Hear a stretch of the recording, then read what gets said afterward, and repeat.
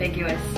So I was hanging out with my little sister, actually my little mentee from Big Brothers Big Sisters, and one day she randomly asked me, so is your mother or your father black? I'd probably say that I'm from 3 places, specifically Cincinnati, Ohio, Queens, New York, and Beijing, China. And then after a second I was like, wait, do you think I'm half white and half black because I'm brown?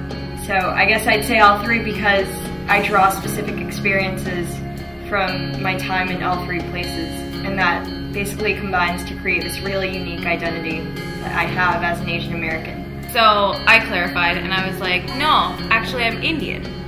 And I could totally see the wheels turning in her head, so I like further clarified and said, and by that I don't mean Native American, I mean Asian American. My parents used to tell me what I used to tell them is that I was kind of those softy ice creams where you'd have half of it chocolate and half of it vanilla. So like the vanilla part was kind of me being Asian and the chocolate part was me being, Caucasian. And I was kind of like this mixture between it. And then she goes, wait, you're not Asian. Yeah, I remember this one time when I was just coming back from China where I had gone to school for 2.5 years, and I met up with this guy that I knew. We were in 5th grade and we went to Chinese school together.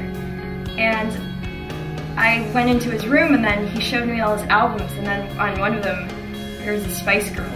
And I was like, what's that?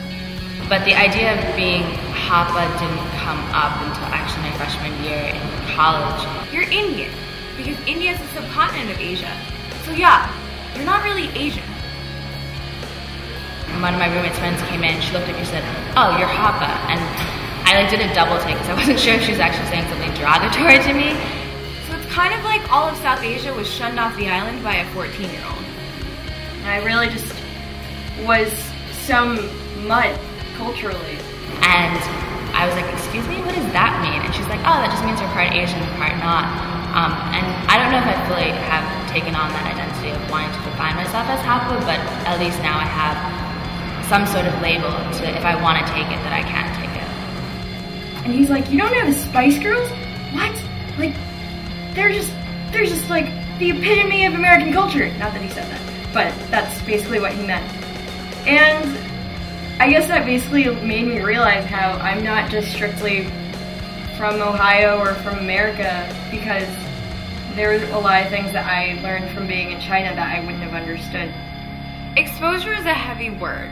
I think out of all possible interpretations, the most significant one for me would mean the exposure of the South Asian American diaspora, because it's so often overlooked or overtly separated from the rest of Asian America. I think that exposure for an Asian American like myself basically means yielding an identity that people don't really understand as, a single thing, Asian American, not hyphenated, not just Asian or American. Exposure? Wait, that means naked.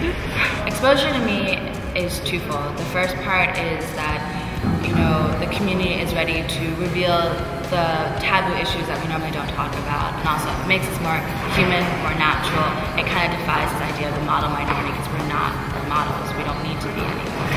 What we need to do as Asian Americans is to expose ourselves, expose all of our talents, our diverse versatility and everything, to show that we're more than just takeout, but we're more than just like laundromats or other stereotypes. I think if we do that, and if we accomplish that into mainstream society, there'll be a better image of Asian Americans, but we need to work at it also for ourselves. Welcome to Culture Shock. Welcome to Culture Shock. Welcome to Culture Shock.